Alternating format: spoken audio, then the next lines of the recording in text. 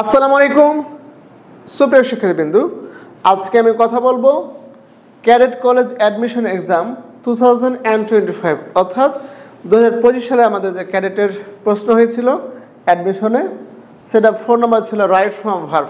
5টি right from verb ছিল sentence আকারে। সে 5টি রাইট ফ্রম ভার্ব আজকের ক্লাসে সলিউশন করার চেষ্টা করবেন ইনশাআল্লাহ। তো চলো যাই, শুরু করি।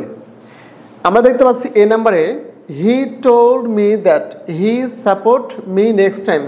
প্রিয় শিক্ষার্থীবৃন্দ, এখানে আমরা দেখতে পাচ্ছি দ্যাট কনজাংশন আছে, অর্থাৎ দ্যাটের আগে একটা অংশ আছে এবং দ্যাটের পরে একটা অংশ আছে, অর্থাৎ এটা ন্যারেটিভ স্টাইল আছে। ন্যারেটিভ স্টাইলে কারেকশন করতে হবে, অর্থাৎ দ্যাটের প্রথম অংশ দেখতে পাচ্ছি আমরা পাস্ট টেন্সে আছে এবং দ্যাটের পরে দেখতে পাচ্ছি আমরা নেক্সট টাইম অর্থাৎ ফিউচারের অ্যাডভার্ব আছে। তাহলে যে কাজটা করতে হবে আমাদের, যেটা সলিউশন করতে হবে, যে he told me that he would support me next time. He would support me next time, এটা কী কারণ হলো?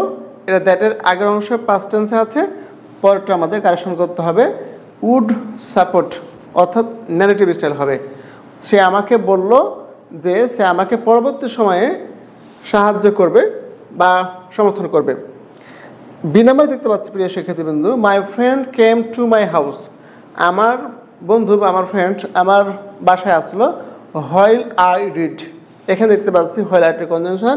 এই হোয়াইলের প্রথম অংশ দেখতে পাচ্ছি আমরা পাস্ট টেন্সে আছে এবং হোয়াইলের পরে দেখতে পাচ্ছি সাবজেক্ট আছে। তাহলে এখন কারেকশনটা কী হবে? কারেকশন হচ্ছে, যদি হোয়াইলের পরে সাবজেক্ট থাকে তাহলে কন্টিনিউয়াস টেন্স হয়। এখন প্রশ্ন হচ্ছে কোন কন্টিনিউয়াস হবে, প্রেজেন্ট নাকি পাস্ট? অর্থাৎ তাহলে হোয়াইলের প্রথম অংশ যদি থাকে প্রেজেন্ট ইনডিফিনিট তাহলে প্রেজেন্ট কন্টিনিউয়াস, আর হোয়াইলের প্রথম অংশ যদি থাকে পাস্ট ইনডিফিনিট তাহলে পরের অংশ হবে পাস্ট কন্টিনিউয়াস। এই সেন্টেন্সে যেটা দেখতে পাচ্ছি যে হোয়াইলের প্রথম অংশ আছে পাস্ট ইনডিফিনিট, তাহলে এটা হবে পাস্ট কন্টিনিউয়াস, অর্থাৎ while I was reading.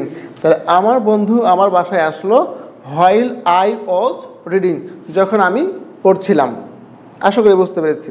Cinema যেটা দেখতে পাচ্ছি প্রিয় শিক্ষার্থীবৃন্দু, the photograph makes him look about 80। Note of exclamation দেওয়া আছে, অর্থাৎ এক্সক্লেমেটরি সেন্টেন্স।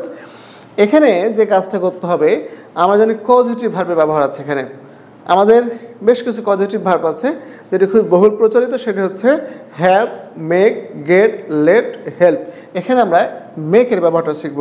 প্রিয় শিক্ষার্থীবৃন্দু, এই পজিটিভ ভার্ব সাধারণত কাউকে দিয়ে কোনো কাজ করানো হয়, কাউকে দিয়ে কোনো কাজ করানো হয়। এখানে মেক্স যে পজিটিভ ভার্বটা আছে, এর গ্রামাটিক্যাল যে রুলটা হচ্ছে সেটা হচ্ছে পজিটিভ ভার্বের পরে যে ভার্বটা থাকবে সেটা সবসময় V1, অর্থাৎ ভার্বের প্রেজেন্ট ফর্ম হবে। অর্থাৎ the photograph makes him look about 80। এই ফটোগ্রাফটি বা তার ফটোটি তাকে হচ্ছে 80 বছরে দেখাই, অথবা 80 বছরের মতো দেখাই।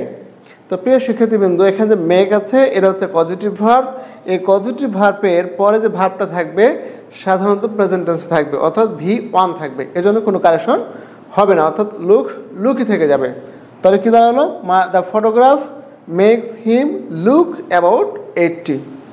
প্রিয় শিক্ষার্থীবৃন্দ, ডি নাম্বার যেটা দেখতে পাচ্ছি, Arya will call you before she come to see you. প্রিয় শিক্ষার্থীবৃন্দ, এখানে আমরা দেখতে পাচ্ছি যে বিফোর আছে।